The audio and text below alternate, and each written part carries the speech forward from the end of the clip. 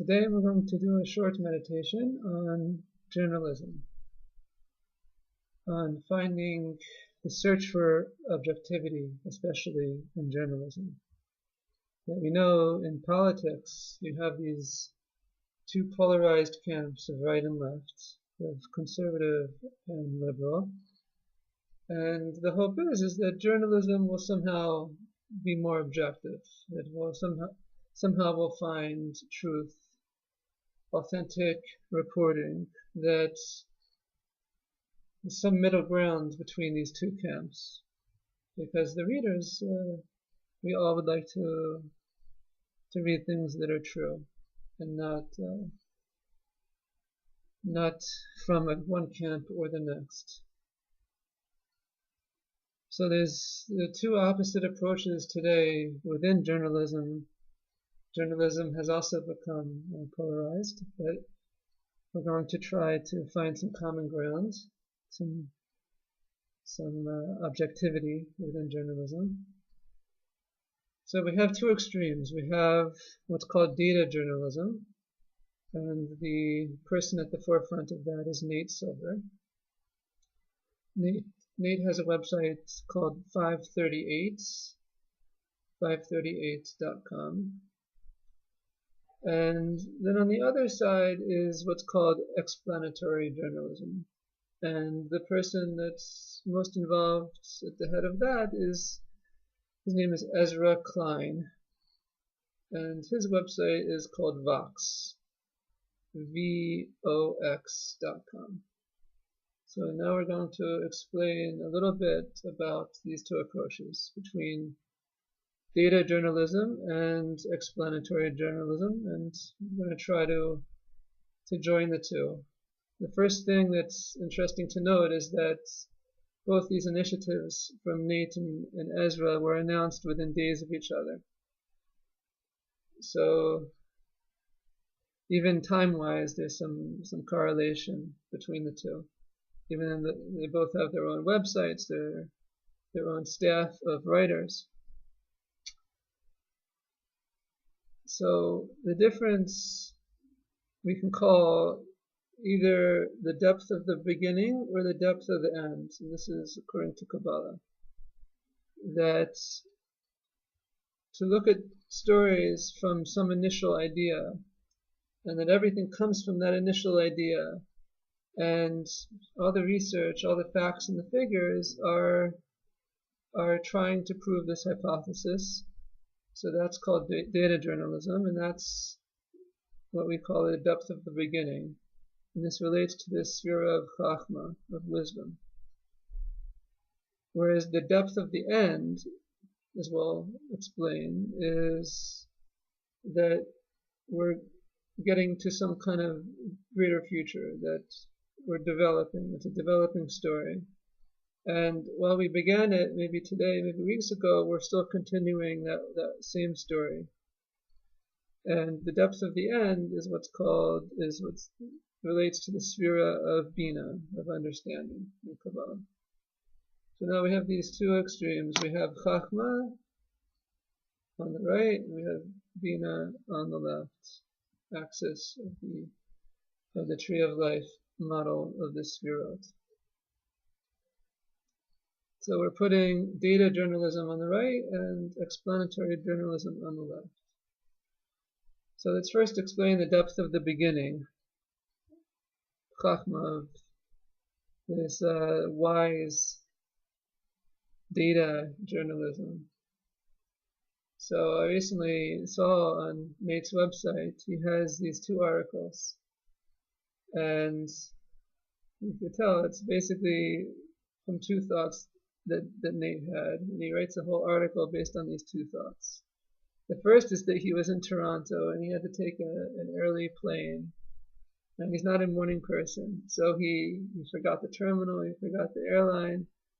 And he was kicked off the flight, and then he managed to get on by standby. So that was the beginning of the article. But the rest of the article was showing statistics of all these people that are from city to city that are late for flights. And that was the article. Statistics of where and how late people are for flights.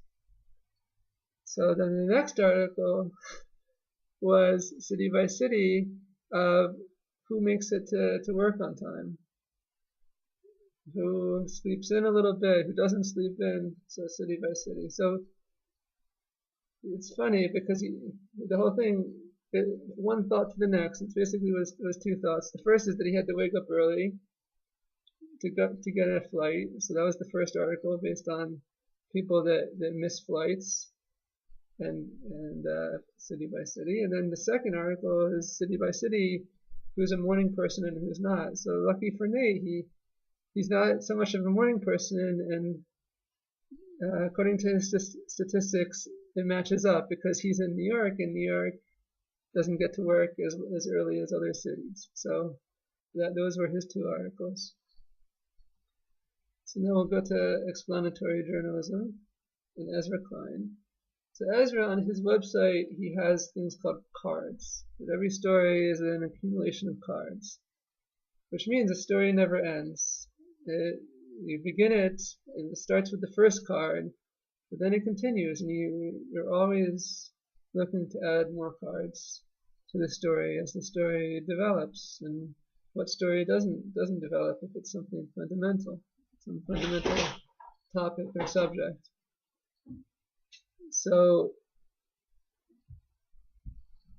it's exciting because the person can take part in the process, take part in the development of the story, because he sees it unfolding.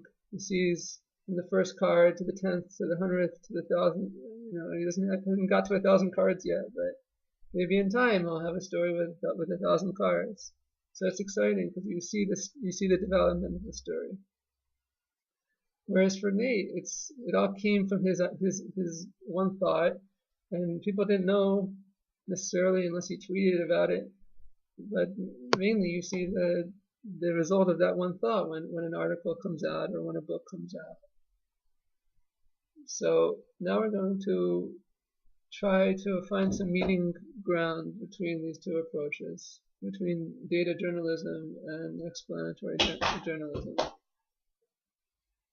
That you have the depth of the beginning and the depth of the end, and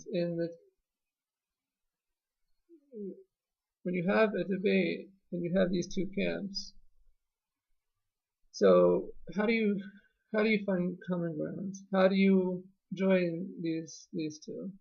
So in the Talmud, when you had a debate, there was always these polarized sides. For instance, there was many debates between Reish Lakish and his brother-in-law, Rabbi Yochanan. But when Reish Lakish passed away, Rabbi Yochanan almost went crazy because he didn't have someone to spar with, to intellectually spar with, because it was for the sake of heaven. It was for the sake of uncovering the divine truth of the Torah that they debated. So this was what brought them together, even though they disagreed and they were polarized. They were from these two camps, these two ways of looking at the world, these two approaches that were vastly different from each other. So what we see is that there's this search for objectivity, for truth, for authenticity in journalism. And the question is how to manifest that truth, how to witness it. So first we need to understand where to put these debates within, what context to put these debates in. And if it's put in with the proper mindset, we're trying to uncover truth. Not only are we trying to uncover truth, we're trying to reveal truth in the world, and ultimately to reveal divine truth, some eternal truth into the world. Then this is a very good start. It doesn't mean that right away Nate or Ezra needs to be a Talmudic sage, but to begin to think along these lines is a great way to bring together these two worlds of data journalism and explanatory journalism. Thank you.